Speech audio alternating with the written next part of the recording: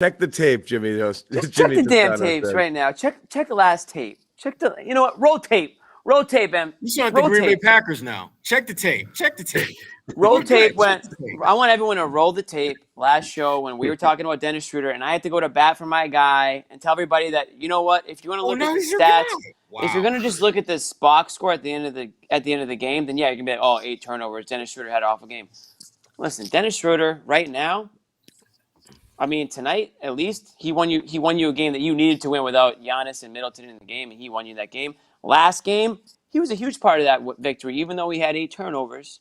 No, I can't believe you let him lead with this crap. He's got 60 points in the last. We had to lead with it because it was so fiery to start before we got on. When we have fewer viewers, we'll let him do it on the front end. I had to start what you're saying. Listen, Dennis, you're right. Dennis Apology Cam. Somebody commented Dennis Apology Cam. That goes to Sherrod right now because Sherrod was hating on my guy Dennis last game. And now he has to eat his words. He's a turnover machine? MVP chance for Dennis Schroder. Dude, listen, Jimmy. But listen, Dennis Schroder. Let me finish real quick. I'll let you get your minute or whatever, however much time you want. Dennis Schroder is more susceptible to turnovers because of the style of play of Dennis Schroder. He's a very active player. He's quick. He's fast. He drives down the lane. He whips the ball around the court. And yeah, sometimes he might be a little bit reckless. But you take the bad with the good with Dennis Schroder because what he gives you almost all the time outweighs what he takes away from you. So yeah. You can point to the turnovers if you want. If you're a glass half empty guy, you're looking at the box score like Josue is tonight and saying, 6 turnovers. If you're a glass half full guy like me, you're saying, wow, 38 points tonight. Yeah, that'll do it. Yeah, I think 38 points will do it. Yep. Like that's the norm. Yep, 38. Norm, yeah, I think that'll do it. Are you done, Jimmy? I'm done. Okay, so the Celtics are 500, 6-6, defeat the Milwaukee Bucks without Giannis, without Middleton. Without Brook Lopez. Yep. In overtime. John, you forgot. And with Dennis Schroder doing his thing. You need 38 from Dennis Schroder to win this game tonight. And you needed 38 from Dennis Schroder to win it. But Jimmy's ready to get the duck boats out and do a damn parade. Hey, I wasn't at the TD Garden chanting MVP tonight. The Schroder for League MVP campaign. Hey. He's ready. Jimmy, we said that Dennis Schroder was the difference between this team not being a playoff team and being a playoff team. A lot of people said that. Yeah, I said that too. And tonight was tonight not an example of that? Jimmy. It's an L without Dennis Schroder tonight, right? Best thing. He's hyped. John, go. That's it. John, That's go. it. Go, Next. No, I like it. Okay, listen, Jimmy. This is what I just don't understand how you kid needed a win. You needed him to have the game of his freaking life to beat a team without 3 of their top 4 players, and you had to do it in overtime at home. That's not a knock on Dennis Schroder. That's a knock on the rest of the team. Take nothing away from Dennis Schroder. He had a great game. But Jimmy will not take anything away from him. Jimmy, but this is not James Harden. I'm giving. You can get 38 points and turnovers and still win. Yeah. You're not going to get this on a regular basis from him. I'm not saying you are, but on a night where you needed it, you got it, which is more than you can say for anybody else. Jimmy, that raises another question. Why the hell did you need him to have a damn near career night when there's no Giannis, there's no Khris Middleton, there's no Lopez, and you're at home and you need to go to overtime? That's a great question, but I'm giving your boy his props. Your boy Schroder balled out. He absolutely balled out. Turned the ball over. All his good material. Yeah, I'm not here for anything but Dennis Schroder talk. Your questions, Sherrod. Listen, if you want to talk about the flaws on the team, if you want to talk about the flaws of the team, we can go. We are going to do that. But I just need to down come to the competition, Jimmy. That's what Sherrod's trying to say. Yeah, I need to come off the top and say that Dennis Schroder had a James Harden kind of night. Thank you. And what did I say? What did I say last show? Lots of points, lots of turnovers. He's a James Harden type player. Without the name tag. He's not. Without the name tag. He had to stop. Without the flopping and the trying to draw the fouls. This is why Jimmy can't have nice things. You give him a nice something to work with, and he comes with this bullshit. Let me just say that he had a James Harden night, and that's that. He's nothing like James Harden, Jimmy. I'm not saying he is James Harden, but Jimmy, I'm giving your boy credit. He had a great night, great game. But that's all it is. It was a great game. Has Harden dropped 38 in the new NBA? Nobody dropped 37 tonight, Jimmy. So you're close. It almost happened. Oh, Harden dropped 37 tonight? He almost did it on Dennis Schroder night, too. Well, he didn't, though. He didn't quite. I was going to say, did he drop 37? Did he drop 38 since the new NBA rules about, like, trying to draw fouls and all that stuff? But, okay, he dropped 37. So, shout out James Harden. He had a Dennis Schroder type night. I can't believe you just didn't spit out your drink, Jimmy, when you said that. I'm impressed. No, listen, I don't want to hijack the show at Schroder Talk. I just wanted to come out hot on Schroder. He's got 39 now. That was a segment. That was a segment on last show. All seriousness, he made big shots, big plays for them, and they had no one else was doing that. So give him his props. But let's focus more on the fact that they got the W and they're 500. I think that's, to me. Thank you. Finally, that's kind of the big deal. Yeah, you're right. They got the W. It was. Listen, we all agree that if they lost this game, we're ripping them for an hour. I mean, Jimmy maybe kind of sort of was rooting for a loss. I thought it would be good for content, but I'd like the Schroder performance for content better. I wasn't rooting for a loss, everybody. As good as your boy Schroder was, I mean, give my boy Smart some props too. Efficient shooting the ball, 6 assists, one turnover, and 6 rebounds. We got the Smart PR team on the show tonight. Yeah, we got the Dennis Schroder hype train. What, dude? I'm just telling you what I see out there. That's all. Jimmy, you lost me when you said he's James Harden. When you made that, I didn't say he was James Harden. I said he had a James Harden. I said James Harden had a Dennis Schroder type night. Which is bullshit. It's not even a thing. I'm not gonna lie. I was surprised that this is, I believe, his 14th 30-plus point night in his career. So yeah, that's what he does. But we knew that this could happen. I mean, I think we all knew that about Schroeder, but we just wanted to see some consistency. Yeah. So the Marcus Smart thing. Okay, let's look at these. Tell me. I'm gonna put these numbers back to back here. Tell me what stands out. Okay. There's that. There's one. There's that. Yeah. Okay, what numbers pop off the screen to you? That's honestly a good stat line. No. 27, 25, 52 field goal attempts from these guys. And again, you got the points, but again, this was the Marcus game that sure you needed Marcus to. I mean, he played relatively well. I mean, he and he was. I mean, whatever. No, I think it's hard for John to say nice things. Sure, you go. This is I think the field goal numbers. I think that was Tatum. Those are Tatum's field goal numbers. That's what scared me. Marcus had a good game. Marcus was 7 for 13. Yeah, Marcus had a good game. Okay, That's what when I saw that number popped off my head. Marcus had a good game. He did stuff he doesn't normally do, which is goes to the bucket and he hit a bunch of those tough shots. And posted guys up. Guys up. He's doing that more. Yeah. That's why I'm sorry, guys. I almost had an aneurysm when I saw that. I was like 25. Okay, I was like, wait a minute. Those are Tatum's numbers. Tatum had a poor shooting night. Marcus had a much more efficient night. You put Marcus Smart's name next to those numbers. I'm like, you know what? I'm just going to take that. I'm going to take that's too many shots, but I'm going to take the overall numbers. Yeah. But Tatum, listen, we know that he's going through something right now on the shooting thing. He's just going through a shooting slump. Going really. Through it again, yeah. He's just going through it. And great shooters go through it and great shooters get out of it. I don't think anyone is worried that he's never going to figure it out, but that's why you needed this. That's why you needed this shooter night, because this is the type of night that you would typically get from Tatum, these numbers, right? Or a night where Tatum shot like this, you hit it from Jalen. Jalen would fill that gap. Right. Yeah. Absolutely. Right. So and that's really who he's filling in for. Schroeder had a Jaylen Brown kind of night. Okay, I'll give you that. That's not as sexy as Jimmy's James Harden. But not quite. Although Jalen doesn't turn the ball over that damn much, so you're right. It is more Harden. Well, he doesn't hold the ball as much. He stands in the corner and waits for the ball. Whereas that's Schroeder's Marcus Smart, not Jalen. What you talking about? Oh, true. That's true. Marcus Smart claims that's what he does. At least that's what I heard. Even though he's the point guard. Yeah, right. I'm not. Josue, you go. You go. No, listen. My whole thing This about is the Schroder game, buddy. has Jimmy, you always don't feel been bad for talking about he Schroder. gives you instant energy. He's he has the best interest of the offense at heart. So you take the good with the bad, right? But at the same time, you can't rely on this all the time.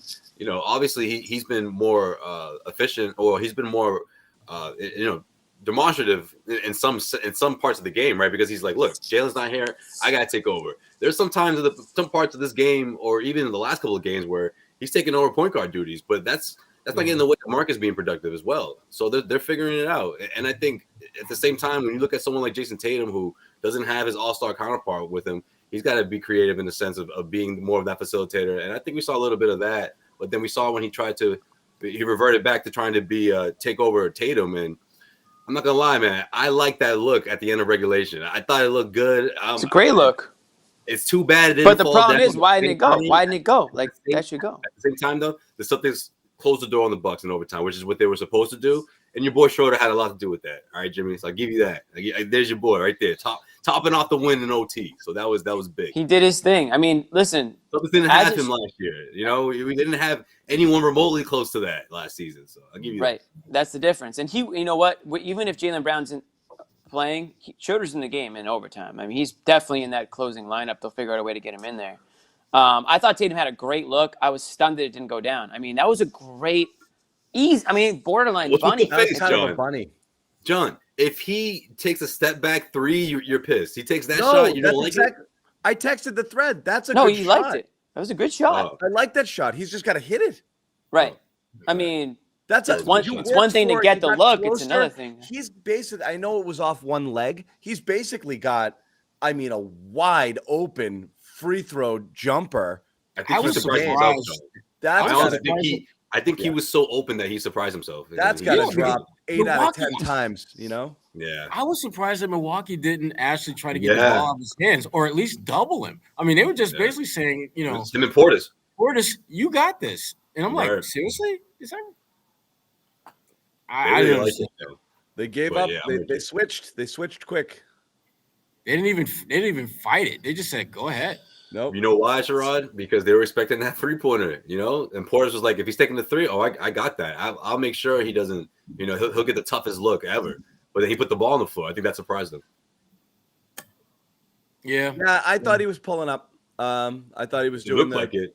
I thought he was doing the Tatum. What's funny is I think he was going to, but then he lost. Yeah, I was just gonna say. I think he changed his mind. Got loose to the right, and he's like, "I guess I'll just go that way." And that's how he lost it, right? It looked like he lost control, right? He lost it going to his right, and I think that's kind of what was like. All right, I'll just keep going, and he ended up with a much better shot. Yeah, he tried to play it off. But I think he was lining up the pull. He definitely lost control of it. The sidestep 3. He went straight for the free throw line after he lost it. Yeah. I just want to mention, since the reason that shot even happened was Grayson Allen. I mean, what? Yeah, that was like some Steph Curry shit. Pardon my language. That Grayson's 3-pointer that he hit there? I know, but it was just like the way he got open for the shot. It was really impressive. I mean, like the ball handling. What's with these generous comps from Jimmy? Steph Curry and if you watch that play back, and I hate Dennis Schroder and James Harden. I can't stand Grayson Allen. He reminds me of King Joffrey on King of Thrones or Game of Thrones. Or Ted Cruz. He is King Joffrey on Game of Thrones. Yeah. Looks like him, acts like him. I imagine he's spitting image in real life. I will co-sign on that one, Jimmy. That's a comparison I will co-sign on. Yes. Thank you. And you got one right finally. But he listen. Shout out Grayson Allen for that shot. But like Josue said, Celtics did what they needed to do in overtime. It's so weird. I mean, they go from one overtime where they can't even score. What was it? 3 points in overtime the last time they went there, and now in this one they're just kind of executing and kind of like putting the foot on their throats there. Wow. I still haven't John, gotten past. Take that comment down right now. Wow. Take that comment down right now.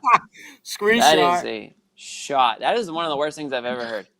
That's funny. I got to screenshot that one. Anyway, before I stumbled over the Marcus thing, I wanted to go back to it. The Marcus, what he was doing today, he was going to the basket. He was getting buckets there. He didn't shoot much in the second half, though, right? Not really. I think he had that's why the 20.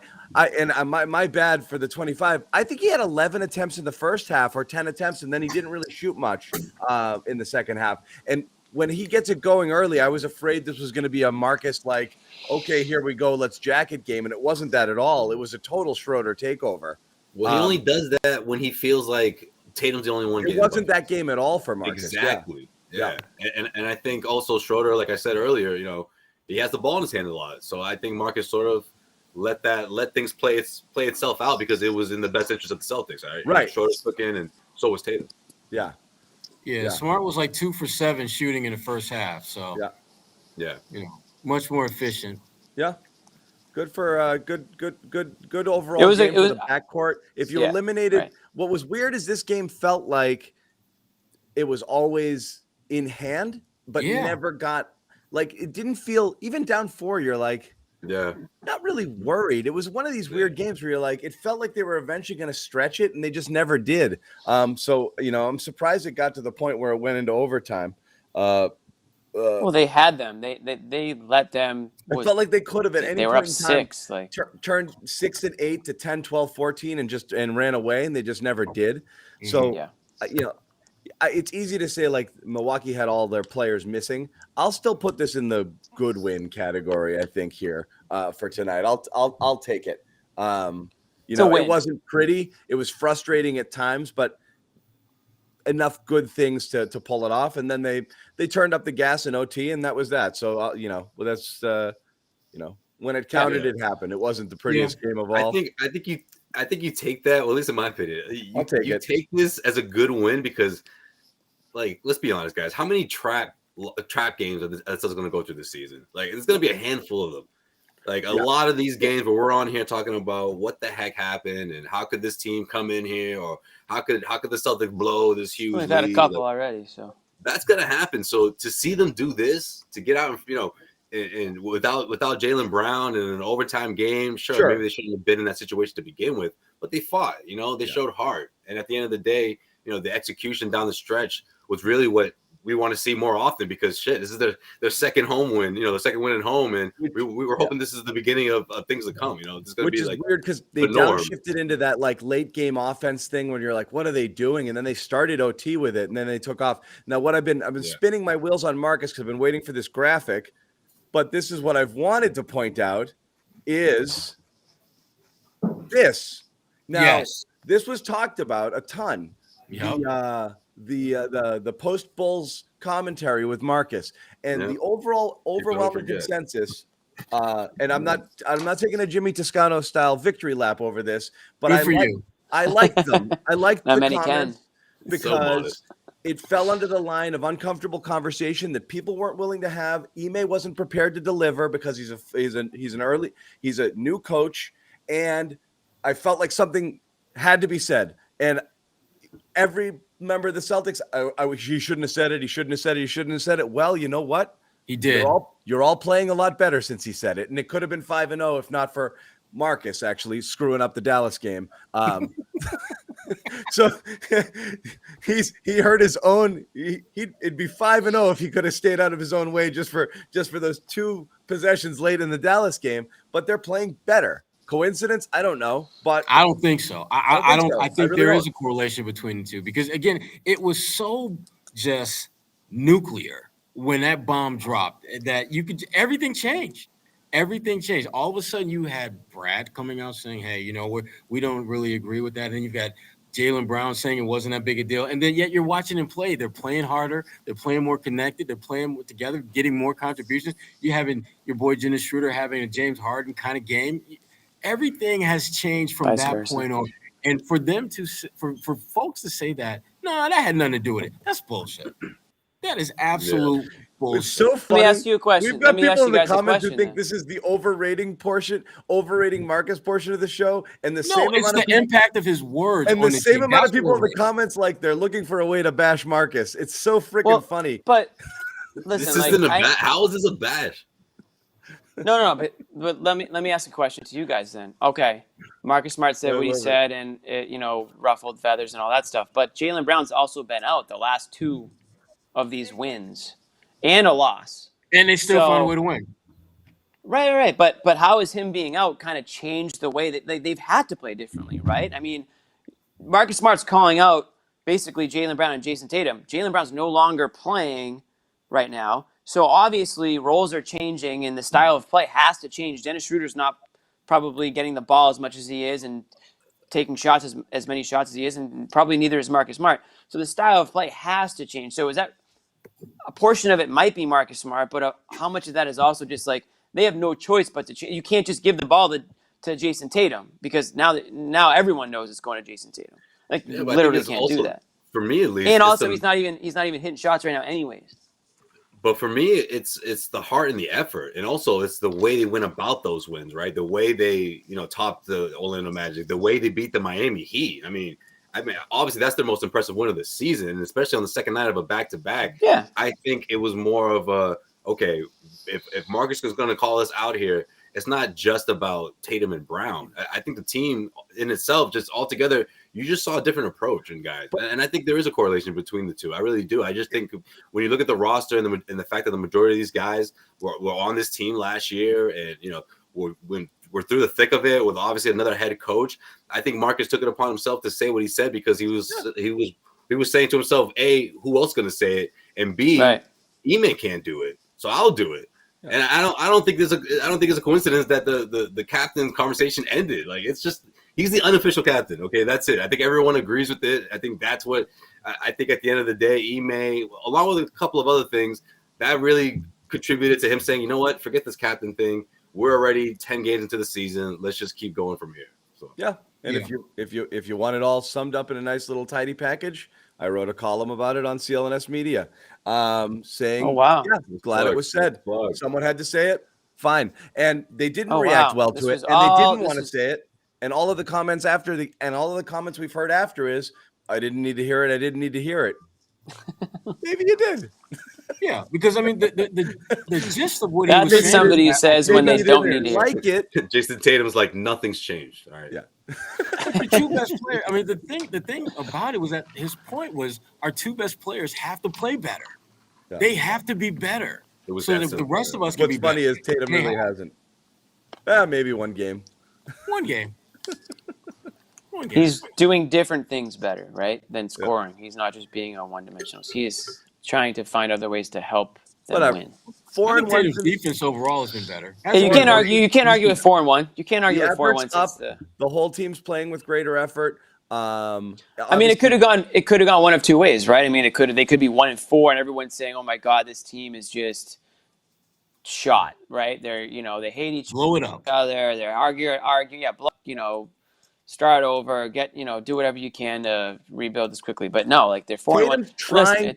It's small. A little risky, honestly, just a little bit. Tatum's failure is more. He just can't find his shot yet. And he knows it, but he's frustrated. But he's trying a little bit better to mixed results. Sure, a little bit better. I mean, he did have a big three. He had a big playmaking game last game. He didn't really have one tonight. Tonight was a overall not great Tatum game. It was a low assist game, low percentage shooting game, a little bit too much ISO early in the ball game. It wasn't great. But he just can't get out. Some of the misses tonight were way off. I mean, he had a couple capital B bricks on clean looks. So I don't know what's going on with him. There's something off with the stroke, but I do think he's been trying to be a little bit better. What do you got, Jimmy? Nothing, literally. I'm listening. I'm just preoccupied for a second there. Yeah. Oh, God. Jimmy, are you swiping again? No, not right now. He's like, Schroder had a big night. I never swipe on the clock. Never? No, never. Too much pride. I think it goes back to what he said. Too much respect for John. When he was like, well, first of all, what he said to Marcus, which obviously what he said was a shot to Marcus when he said, I do know how to play basketball. I remember when Marcus said, like, I like basketball. I like to, in other words, let's swing the ball around or whatever. And he also said, I'm going to, one, I'm not perfect, obviously, but two, I'm going to approach this game the way I know how to do it, and I'm going to do me. And like, no one's going to tell me how to approach the game. So, but at the same time, it's one of those conversations where it's like, I've already been saying this, man. I've been saying it through training camp, and I was saying that, I'm trying to, attack rim more and be more of a facilitator. But we haven't really seen that, and I think that's what Marcus was trying to get out of him. Like, yeah, you've been saying all the right things, and it looked great during the preseason, but it would come and go, right, throughout that first 4 or 5 games. I think that was sort of Marcus's goal. It was like, okay, well, I'm going to wake you up in this way, and let's just see how you respond to it. And now we're seeing it, right now, 3-1 so far. Yeah. Harden, by the way, just inched ahead, Jimmy, and finished with 39 tonight. I'm sorry. I see that. 39, 12, and 6 3-pointers. Yeah. Yes, sir. How many turnovers? Right there. That's a great question. How many turnovers? I don't know. They didn't put that in the Twitter graphic that I just looked at. Weird. They don't care about turnovers as much as you do all the time. Weird how that is. Because turnovers obviously have nothing to do with winning and losing, obviously. No, they have something to do with it, but I think 39 points probably has more to do with it than 6 or 7 turnovers. He had 6? You're probably right. I mean, he had 6. Wow. That's crazy. Just like Schroder. Just like Schroder. He wants to be just like him.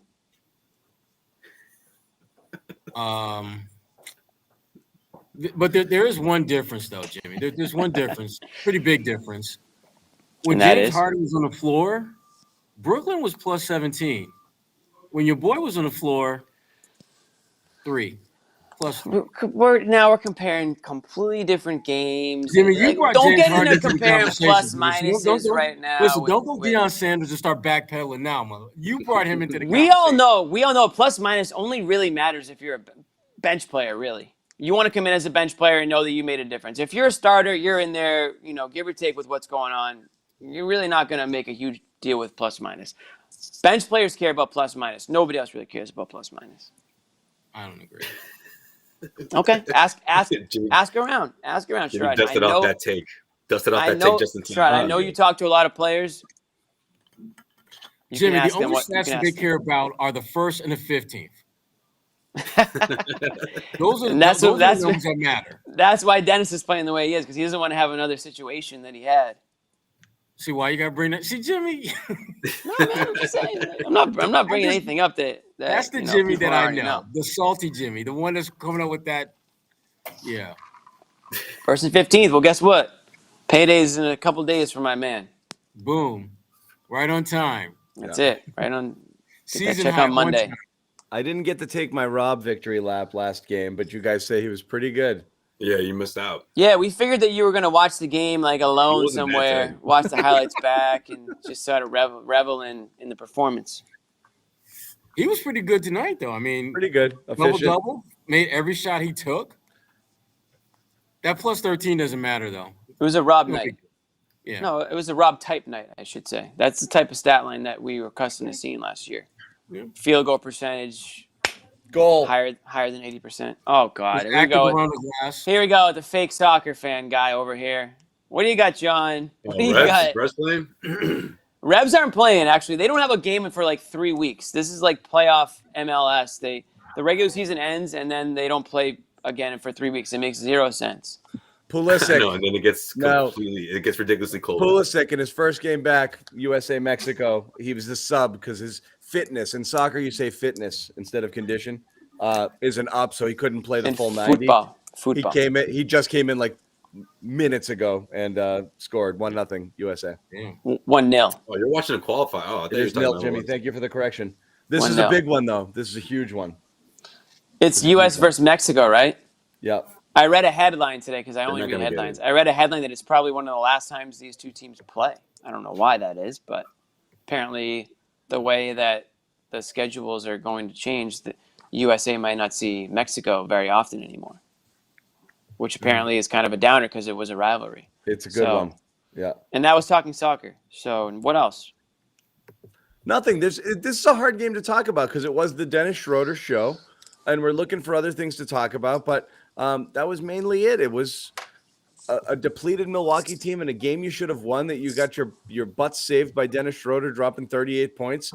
And Jimmy, used up all the good stuff in the first 3 minutes of the show. You know what the sad thing is, though? If you want to do a sad spin, if you want to do a sad spin on the type of game this was, Dennis Schroder, as good as he was tonight, I think we all know he's a rental. He's here he's like a missionary. He's here for a year, He's here to do his thing and then go off and do his thing somewhere else for more money. I don't think there's a situation where the Celtics are going to be able to re-sign this guy based on the situation that they're in. Guys would have to go.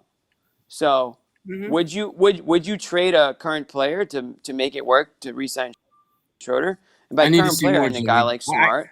I can't fathom cutting loose guys that you've been around for years and you kind of know what you're dealing with for a guy who's had a pretty good 10-game stretch, but it's not like he's setting the world on fire. I mean, this isn't like when Isaiah Thomas jumped into the starting lineup and was just killing it night after night after night. No. Schroder's had like maybe 3 or 4 good games, maybe. Jimmy's like, no, I'm not saying. Listen, the good news is you don't have to make that decision today. I'm just saying, like, can I get back to Rob for 1 second because I got distracted. Oh, What? We're just going in on this situation. Yeah, go on, John. What do you got? Why won't they give him the ball? Because it's a fifth option. Like ISO? Ever. They give him the ball. So rare he gets the ball in a half court set. I don't know how good he is with the ball. He's their best passer. So you want them to give him the ball so that he can give up the ball. I think he can distribute. I especially like it when he gets the ball high, but they never work it down to him and out. Yeah, you're talking about like the high-low sets with like Al Horford. I don't think he's ready yet, but I think that could be something that happens down the road this season. But I wouldn't be surprised if we see some of that come about in the spring playoffs. Right. Because there's a part of me that think that there's like basically like mile markers that Ime has kind of really broke off that we're going to do this between games 20 to 30, 20 to 40. Right. We're going to do this 41 through 60. And I to your point, John, we see the same thing. I mean, he's really good. Yeah. When he has the ball in his hands. And I know he's not a post threat, as everybody's saying here, but he's good with the ball in his hands. He makes good decisions. Yeah. I think he's a great passing big, absolutely. But I think one of the reasons why they're hesitant to do that is because he's not a good post scorer. Like Al Horford. He's not. But at least Al can put the shoulder in your chest and get you a bucket. Rob doesn't really look to be that kind of physical scorer around the basket. All of his points pretty much are lob dunks or dump off passes for where he's able to finish in traffic or finish over someone. You don't see him a lot of times get the ball in the block, back guys down, shoot a fadeaway, or do some type of scoring motion. That's not who he is. I wouldn't say he's not like dominant in that way. You know what I mean? Like it's not like give the ball to Rob and clear it out and let him do his thing. He's not there yet. I would like to see them at least, like John said, I would like to see them try at least once or twice a game, though. Just something. I think it happens eventually. I mean, I just think this season there's going to be, and that's a great way you put it, the way you said it, Sherrod, like those check marks, throughout the course of the season. And I think one of those marks is going to be slowing down Al a bit, gearing him up for the postseason, gearing him up for, that April stretch where you want to build that momentum and go right into the playoffs. So I think that's when you'll see more of Rob be a part of the offense and having the ball in his hand. I like it away from the basket because he's a good passer, and I actually think he can knock down the 12, 14-footer. He doesn't have – he's shown the ability to knock that down from time to time, but he's just kind of stand out of the way and look for the offensive rebound right now on offense. The offense plays great. The numbers when he's on the floor versus off are off the charts, so it's hard to argue with what they're getting offensively with him. I think the overall offensive rating is – it's astronomically high, in the net rating he's 7 or 8 plus points when Rob is on versus when he's off. So he's impacting it on offensively even without touches. I just would like to see a few more. That's all. And again, we're talking about evolution of his game. It's a bummer when he's got 3 shots, 4 shot attempts, 5 shot attempts. I do think that he can be a little bit more involved, and that's just running more plays, just a little bit more. Even on the roll, they just don't look to him a ton for that. He really is an afterthought, I feel, a lot of times on offense. But Schroder can get the ball out of his hands. Maybe Rob can get more touches. Yeah. Jimmy's not even listening. Never mind. I'm listening. If Schroder can get the ball out of his hands, you're trolling me. I'm just joking. I just want to get you fired up. You know what? Believe me, the ball. They were last season. They were doing that a lot more. They were giving the ball to Rob a lot more. So that's something that maybe will just come in time. I don't know. New strategies going on there. Yeah, but it was like a revelation, though. Remember that? Well, that's the thing. I mean, now maybe teams are defending it differently. And he's jumping higher and higher, and John's losing his mind like every game. Like, why doesn't he play more? I feel like it was more of a revelation in the sense of like, we haven't had someone like this, so let's see how high he can jump. And like teams, this is before they were starting to game plan for him. And now I think going into the season, the secret's out. Like people are hip, and especially after that new contract extension. So, I didn't hear the whole stat. It was last game, but like I think it was the Celtics have a huge. I don't know what the numbers are. I'm not even trying to guess. They have just a huge lead in alley oops already this season. Like some teams like never get anything. Don't even have alley oops. Like not even close to it. And the Celtics are pretty high up there already. So I imagine Robert Williams is a huge part of that. So it's not like it's not happening. But I think to John's point, you'd like to get him more involved in the plays, like draw plays for him in some way, shape, or form, as opposed to him just sort of being in the right place at the right time or grabbing the offensive rebound. He had a really nice big offensive rebound tonight in the fourth quarter. Mm-hmm. And Smart had a good one. It was defensive rebound, but when he got fouled, that was a nice one too, where Portis kind of got him on the head. Mm-hmm. But yeah, to your guys' point earlier in the show, they're showing a lot more effort's the easy word to use, but there's just something about the way they're playing right now that you didn't see. Purpose, maybe. You didn't see it in the first, few games of this season. It almost felt like they just weren't ready for the season. It was like they needed a few more preseason games or something, whatever it was. But now they're kind of playing with a little bit more purpose. They're playing with some pride. And, yeah, this is the game that they probably should have won by 10 in regulation based on the fact that no Giannis, no Middleton. But this happens in the NBA all the time.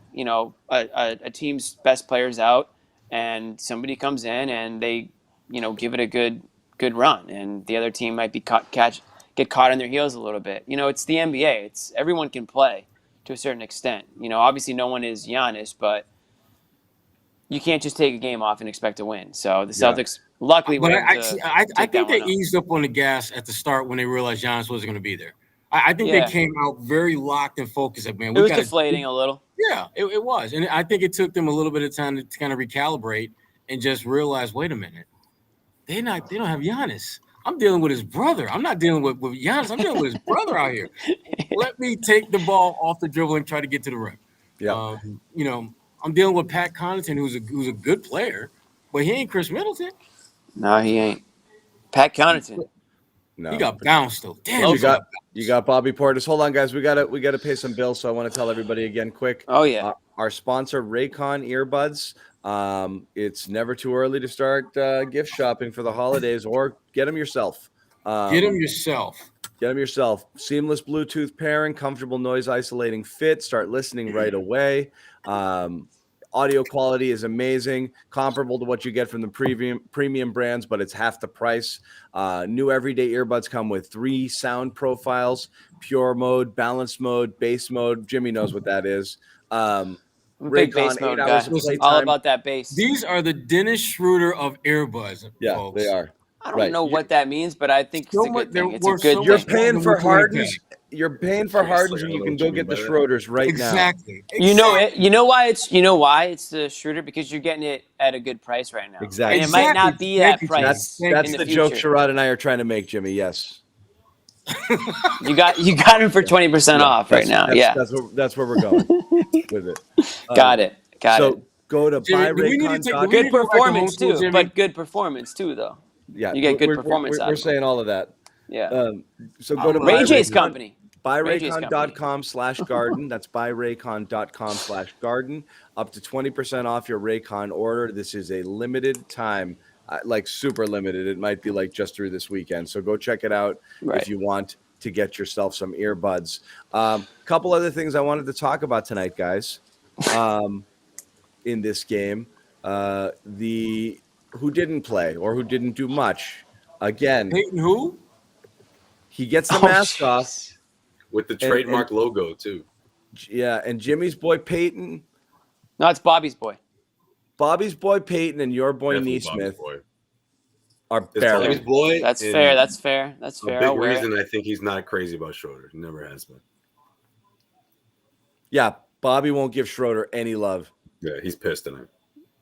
Yeah, he's not happy with it because he had big hopes for Pritchard. He thought Pritchard was going to be the sixth man, maybe the sixth man of the year. To be honest, I think he actually, in his heart of hearts, thought that. You mean for the main Celtics? He might. He right now doesn't even qualify for that. But you're right. That could be what's looming. 2-0, as they say in 2-0. What do we got? Who scored now? This is one of those nights where I can't even go on Twitter in these moments because everyone's a fake soccer fan and pretending to care about this game that I don't even know what it means, to be completely honest. Does it mean anything in the grand scheme, John? Yes, it's important. Okay. Yeah, it sounds very important. Listen, Pritchard and Neesmith are buried You right can tell now. in the tone of his voice, right? Pritchard and Neesmith are buried. And it's honestly, nobody should be happy about this. This is a shame. Because this has been a pattern now for the Celtics for the last, 4 or 5 years now? They draft player or players, and they can't sniff the court, and then they eventually just disappear. And that's why you don't have, or you didn't have, good depth, good bench help, and you have to go to free agency or you have to prey on like a buyout or a trade. The best teams in the NBA right now have like these young players coming in, stepping up, providing Jimmy. What, John? Providing bench No, roles. you're seeing Maxi's box score from the other night and stuff like that. Right. It just makes you want to cry. And that's how you go from a contender from a playoff contender to a title contender, because you're adding organically through the draft. Yes, Sherrod. But Jimmy, okay, I hear what you're saying, but the question that always comes up whenever these conversations come up is, whose minutes are you going to take away so they can get them? Do you play Smart less? Do you play your boy Schroder less? Tatum less? I mean, whose minutes are going to be cut maybe? I don't know. Yeah, I mean, I think most teams are going like 8-9 man rotations and like figuring out a way to get some of these young guys in. My point is, if they were good enough, you wouldn't be having to figure out. You wouldn't have Schroder, is my point. You wouldn't have Schroder. You wouldn't have Richardson. Yeah, these guys would be coming in and doing their thing for a fraction of the price and twice the production. But you don't have that, so that's why you have these guys. You wouldn't be trying to figure out a way to get them in over Schroder and Richardson because those guys wouldn't be on the team. Yeah, but I think that's the biggest reason why I'm all set with the rotation right now. Like, I don't think this team is in a dire need of. It's a rental rotation, Josue. Right, it's a 1-year rental rotation. No, I know, I get that, but this guy has to earn his keep. He's got to earn his stay. I mean, look, between all the other options that you have in the backcourt and the fact that he's in his second season, I said this from the beginning of the season. The way Payton can separate himself from the rest is if he becomes a knockdown three-point shooter, something that this team doesn't have. They don't have a weapon like that. He hasn't done that yet, and he had that opportunity those first couple of outings, or first handful of outings, and it hasn't clicked yet. So until that happens, I don't see it being any other way unless one of these guys get hurt, one of the guys in the backcourt, one of the guards. Who are you taking out right now? It doesn't make sense. When Schroeder came, I knew that was it for Pritchard. I knew he was in trouble. And Schroeder, and what's even worse, Jimmy, is Schroeder starting so much. There should be second unit minutes running the point there for Pritchard, and there's not. So, I mean, I don't know how much is the mask. I don't know how much is whatever in year two. I don't know. Maybe he was just overused last year because there just weren't options, or you had those so many games with Kemba out and Smart missed time. And so you just had no choice. I mean, you had games where you were starting friggin' what's his name? Tremont Waters. No, the other dude, man. Shemi Ojale. Come on, the point guard who went to the Bucks. Oh, Shemi Ojale. You just said it. No, I said Tremont Waters, dude. Oh my God. We're really not going to get this? Teague. Oh, sorry. There's too many of these guys. I was like Bucks. Yeah, I was like, how many starting? Wait, where did Tremont Waters go? And then I thought he went to the Bucks too. Anyways, he was in a camp at your point's made. Your point is made, John. Yeah, but so it's just sad. Right, it's just sad. That's all.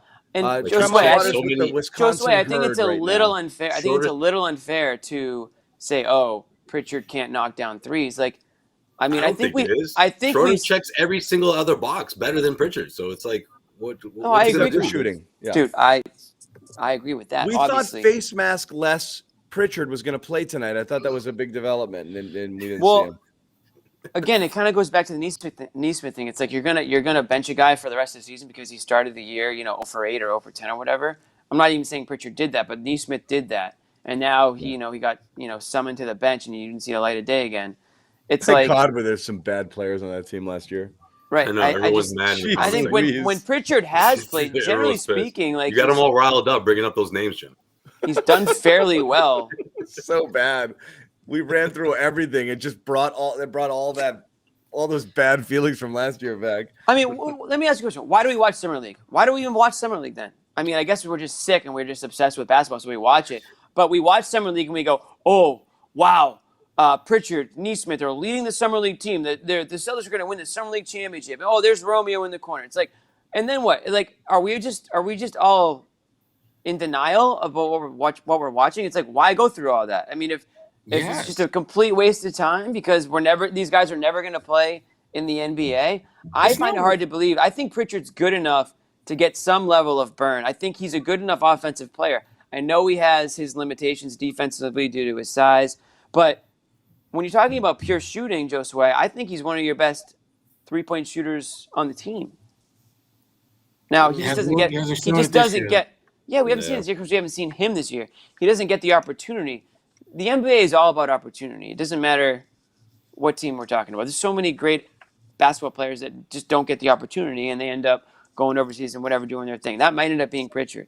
But I do think that he has the ability to score. It's just it's got to be the right situation, I guess, or the right matchup. But right now, they're just not getting the opportunity. Him, Nesmith, Romeo is starting to see more opportunity. So that's nice because, again, you just want to every year you have to make a decision. Are they going to pick up these guys as options, or are they going to re-sign these guys, or what are they going to do? They're just going to run out the clock, and you just never know what you're getting. That's what I'm saying. Over the last 3, 4, 5 years, it's sad. It's just sad. Like they haven't hit on like John said, like a Maxey, for example. They just haven't, and those guys are out there. Pritchard, I still think is a good pick at the point of where they got him late in the first. Nah, he has been the same since he lost that chip, that Summer League chip. He hopped on a plane. He was dropped 92 in that pro-am game. There's a bunch that are gonna hurt there. We criticized him for that. I don't feel like nobody else did, but we did criticize him for that. We were just kind of like, wait, what? Look he at left how the Summer League to go to a since. rec league game. I mean, look at how his basketball career is going since that moment. Seriously, I mean, not even trying to be funny, but it hasn't been great. It hasn't been great. Like even in those preseason priorities aren't in order. Yeah. Honestly, that was the weirdest move I've ever seen. That was so weird. And we said it on the show. We were like, wait, why isn't he? This is the NBA. Like, what could he possibly? And then he got locked up by somebody who playing the game for getting real minutes, in the league. Yeah. I'm not trying to hate on him for that again, but Constitution in MVP Peyton Pritchard. Hey, you guys see Taco balling out? 9 a.m. tomorrow morning. Who's going to be there? You guys see that's Taco? when we used to play, man. Yeah, I might pop every in. morning. No, lace up my y'all missed Taco balling out in the G League? Yeah, I miss Taco balling out. What's he doing in Cleveland? Is he getting any burn? He dropped 22 the other night. You're kidding. In the G League, but yeah. Oh. Yeah, no, look at your face. I was like, I would have heard about that. He was like, what? That's why I left that part out. I would have led the show with that. If that we're was the back case. to back with Cleveland Saturday, and then back on Monday. 2 games there. Sherrod is not going to Cleveland. Lucky. Oh, lucky you. I know. I'm going to Atlanta. Going to Atlanta. Hey. Oh, I bet you are. Covering that. I bet you are. Yeah, I want to go back. And we're gonna wrap tonight. This is a fairly uneventful game and not a ton. It's Friday night, and we'll let you all go celebrate and the USA victory 2-0 here, 2-0 over Mexico. 2-0. Yep, Jimmy loves it. Jimmy recorded it, and he's gonna go back and watch it now. Who scored the second goal? I think it was McKinney. Anyway, Clint Dempsey. Is he still on the team? No, he's not. Clint Dempsey. Not anymore. No. Yeah, that's right. I went there. One thing I wanted to talk about real quick, just to make Celtics fans feel the Celtics have won 4 out of 5, so there's plenty to feel good about. But everyone loves watching other people struggle, particularly players who were here before. And Tibbs benching all the Knicks starters last game, including that was awesome. Kemba and Fournier, and calling them all out. And the numbers for that starting unit, they're like -5. It's the worst unit in the league right now. That starting 5, they're just trash. And his post game presser was just precious. Yeah. He was asked about just time and things like that, and Tibbs was like, well, you talk about guys needing 10 games and then 20 games and then 30 games, and then he was just like, it's just all bullshit. Yes. I love Tibbs. Yeah, he's the man for that. He's the man for that. That stuff definitely makes people feel a little bit better because you see, Jimmy likes his YouTube highlights, so he sees like I'm a huge YouTube highlight guy. Kemba scores a couple of buckets and Jimmy's like, "Oh, Kemba, I missed you." And I used to catch it on SportsCenter. That was like a month ago, though. The reality is that team is trash. That being said, Kemba had 26 tonight, but they lost. The Knicks are trash. I don't know if the Knicks are trash, dude. They're not trash, but that team was has hit They're free agents, maybe. Yeah. They lost to the Hornets tonight, huh? They're struggling a bit. Yeah, I mean they are the Knicks, so they're always going to have that aspect. They have a better record than the Celtics, but they've hit a little rough patch. I was going to say, man. Well, the crazy part, the Celtics are only 2.5 games out of first. Yeah, Celtics are only 2.5 games out of first in the East. Yeah. Kemba, by the way, 26 points tonight in 31 minutes and a minus 23. Hurts to hear. That whole starting unit, minus 18 for Randall, minus 11 for Fournier in 27 minutes. He only scored 5 points. Well, as I told you guys earlier, plus or minus doesn't matter for starters. It only matters for the bench. No, but that unit, no, you're right. is losing all their minutes. Speaking of point guards who we kind of talked a lot about last season, John Wall may not even play this season for the Rockets because he makes too much money and he doesn't want to play or something. I don't read the whole story, but basically he doesn't want to play and the Rockets don't want to play him, I guess, and they can't trade him or they won't trade him until next season because he's probably worth more next season as an expiring as he is this season. You guys seen that story? Anyways, John Wall was the guy that I kind of wanted last season. I guess I'm basically. I read a headline about USA and Mexico aren't playing anymore. You guys know anything about that? Jimmy, no, we're talking about point guards from last. We're talking Jimmy, about we're point here guards to serve from up yesteryear. facts, not to just throw shit out there and hope that somebody knows the answer. No, I was thinking that you guys maybe it might be an important game against Mexico. You guys hear about that? US won, isn't it over? US beat Mexico. It's over. It's over. And it's over for John Wall. I think we all knew that John Wall was going to get shut down. I was thinking maybe, if anything, after right before the trade deadline, he might play. Bring him out there and dangle him out there to see if they can get him into some kind of trade, but it's not going to happen. The whole point was to preserve him for a trade, but nobody wants him, so they're just not going to play him. They're like, man, they're not going to play him until somebody wants him. They're like Philly. No one's going to want him until Ben Simmons. That's the market right now. It's a Simmons situation. But last year, I was kind of pumping the John Wall tires. I was on the John Wall train, but I was probably wrong for that one. You probably were, Jimmy. I think you probably were. Hear me out. The money aside, I thought that John Wall would have been a nice fit for that team. If you could get John Wall for $5 to $10 million, then boom, do it. Yeah. Even $20 million. I would do $20 million. I wouldn't do 20. Hell no. Get him on that Kemba contract. He's making 40 something. Yeah, I mean, the worst thing about it is Houston's just not going to play him because they want to develop young talent and take losses. So they just don't want to be anything to do with Wall, and nobody will trade for him. So they're paying him to not play. But they traded for him why'd they trade for him? Because Russell Westbrook was very adamant about leaving Houston. Yeah, but you could have done better than a guy that's never going to play. It's never going to really want to play for you, I guess. That whole situation was ugly, though. That was the whole Cousins and Harden and Wall were all there at the same time. Mm-hmm. Is Cousins still teamless? He's still teamless, right? I don't know. Yeah, that's crazy. I still can't believe it. I mean, you really. can. Yeah, it's less and less crazy every season. If the NBA went to a half-court game where you only had to play one side of the court, boom. He's going to be a big three. He's going to be a big three superstar. Oh, my gosh. He might become the big three all-time leading scorer before he's done. Yo, sign him up. Call up Ice Cube. Mm-hmm. because the popularity's still there. You know, people want to see him back out there, but it's just can't play. Doesn't have much left. Yeah, he doesn't have much left. Yeah. So wrapping up tonight, guys. Final thoughts on tonight's game. Schroder night was enjoyable. Don't get too comfortable with that. Moving on to Cleveland. To me, the crazy part, and we didn't really talk much about it, but I just mentioned it kind of passing, but there were 2.5 games out of first place in the East, which is crazy to think that they could just basically put together like a good week of basketball. And all of a sudden, everyone in the East is looking up to them as opposed to where they were like a week ago. So it's crazy. Yeah, they were sitting at the bottom of the division, and now all of a sudden, look where they are. But obviously, it's still early in the season, and I'm gonna say to Dennis Schroder, don't get too comfortable, right? Like, don't think that. Oh, Jalen's coming back, and you know what that means. Yeah, wow, well, exactly. Especially when Jalen comes back. So I'm just afraid he's gonna say, "Oh, until Jalen comes back, I can," yes and no, right? Especially against a team like Cleveland, their backcourt they're gonna have to really defend these guys. To slow them down.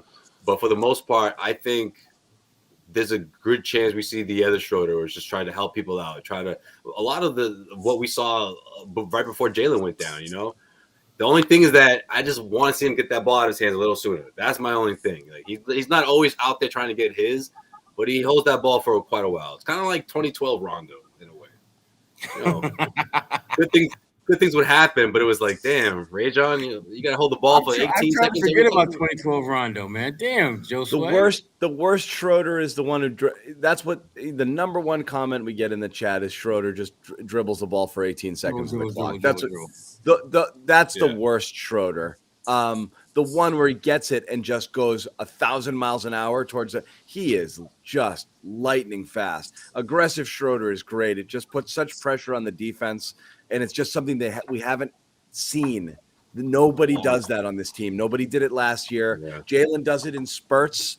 And when he does, it's great because he just goes by people and you're like, do that. He's on cruise control. Yeah. And then he kind of disappears or goes in and out sometimes. But he has games when he's doing it and you're like, oh, my God, do that all the time.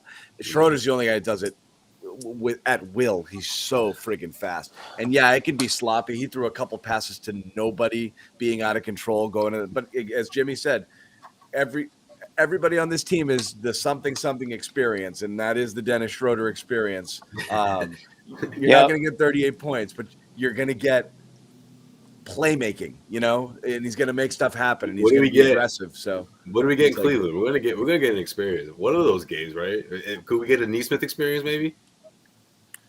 No, Probably not. You're like, no. My final point is, listen, when it comes to Dennis Schroder, the haters are going to hate, and the players are going to play. And as long as Dennis Schroder just keeps playing his game, he's just going to keep playing his game. And I'll leave by just saying, any win the Celtics get with Jaylen Brown off the court is a good win. Who starts when Jalen's back? That's 2. Who's the point guard when Jalen comes back? Smart. It's gonna be Marcus. Yeah, it's gonna be Marcus. Maybe they're not gonna make a major change like that. It'll still be Marcus. Should it be? Yes. For now, we will revisit this in 2022. I mean, I'm sure we will. I mean, should it be? Yes. Because it's not about which guy is playing better. It's who's the better fit with that group. Who's the better fit? I don't know. Who is the better fit? I guess we'll find out in time. Okay, Marcus is a better fit, but based on being a mediocre team for the last couple seasons, I guess. Yeah, he's a better fit. I don't know. So what you think? Schroeder's like the stimulus package that's going to jumpstart everything? Come on. And he did tonight. Listen to this. I know that Marcus is going to be the starting point guard just because it's like the easy thing to do and whatever. And you know what? They might need Schroder off the bench anyways to spark the team. It doesn't really matter who starts. It matters who finishes. Schroeder's been in like the starting lineup, closing games left and right. So I don't really care who starts. But as he keeps playing the way he's playing, he's going to find himself in meaningful minutes. Probably along Smart. Both those guys need to be in the game, to be honest. So. I think John wants to see him in the starting lineup. John's baiting right now. Right? I don't know what I want to see. If I had to guess, I would guess you want to see him in the lineup and take Al, have him come I looked at some numbers. It's fairly close overall. It's like I said, a lot of it comes down to how does everybody in the starting lineup play with each guard, not what does each guard give the game, you know? And it's actually not like lopsided. So then it becomes situationally who helps you more off the bench or who helps that second unit. Right. And what's funny is, like I just the smart thing just I don't know. It's just not a point guard. I actually like him better with Schroder out there too, even though he's not really a great shooter for an off-ball guard here. But he has the ball in his hands a little bit less when Schroeder's on the court, and that suits him better. And he's forced to have the ball a little bit more. And you're just not seeing the true point guard thing that you want to see out of Marcus. So I don't love it, but numbers wise, Tatum and Brown are roughly the same-ish, or they had been on and off with those guys. So maybe Schroeder's better because he's coming in and you need that offense with that second unit.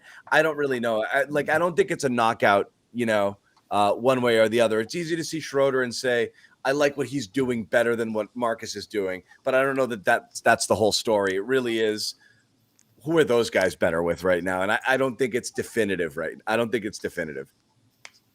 So your answer is you don't know. I don't know yet. I don't know. I mean, I don't love. I agree. I mean, I don't think we need to know right now. It's very early in the season, but because it's all Schroeder's going to take a lot of shots away from those guys, and I don't know if that's what you necessarily want. You're looking for people to make their lives easier. Just Marcus isn't doing it at the level we want him to right now. So. I don't know. I think, honestly, though, think of it like this, though. Schroeder kind of needs to take some shots away from those guys to keep the defense honest. You don't want to, that's what Marcus Smart was saying. It's a fair point. Yeah. So Marcus Smart was saying, is everybody knows that these two guys are going to take the shots. So now, guess what? You have a third guy who can take the shot. So let's just see how that goes. Gun to my head, I'd be leaning Schroeder because I want to see it, and I'd like to see it for a sustained period of time. I've seen enough Marcus to know what the ceiling is, not to think I know what the ceiling is, and it doesn't. I was hoping for better, and we haven't seen it yet. So I would consider a switch just to see what it's like. But you can put Smart back in his natural position, which appears to be shooting guard, because he's not really the distributor that. I think people were hoping to see in that role change. So you can still make it work with both of them out there. It doesn't need to be in the starting lineup, but at the end of games, at certain points in the games, you're going to see them both out there a lot. Yeah, and it is then what the it question is. Scrapping double big, which I'm not totally against because I think Al, I'm afraid we're killing the poor guy. Right. He's looked a little cooked on and off, in the last couple of games. And I'd rather see him in the 20 to 25 minute range than 30 plus per night. So I don't think it's the worst thing in the world if you went, with a smaller lineup to start. Again, matchup dependent, but could you go Marcus, Schroeder, Jalen, Jayson, and Rob and survive against some teams? Yeah, and bump Horford to the bench. I think that might be a better lineup for you. And then you mix and match obviously the rest of the way. But I definitely. I'm a little worried about Al. I'm a little worried about burning Al out. Sure, that's a fair worry. I think that they're cognizant of it though. I don't think that they're gonna let. I would hope that they wouldn't let it get to that point because they don't need to. They have other lineups that they can go to. Yeah. Toss Ennis Cantor in there. My guy Ennis Cantor's waiting to get some burn. Yeah, Zannis, stop treating him like he's KG in 2013. Jeez, he's all right. Who? You. Horford. You're treating Al like he's gonna break any minute. I know, but it's not like he has an extensive. I'm not gonna. 35. Oh my god. Retirement home. Retirement home looming. Extensive injury history. No, he just is old. He's old. He's an old guy. 35 for a big. That's a lot of miles on those tires. Yeah, I hear you. It's a pound. Like those guys take a pounding, man. I don't know. We'll see. Anyway, some stuff is working right now. Cleveland's a fun team, and actually should be interesting to watch this game.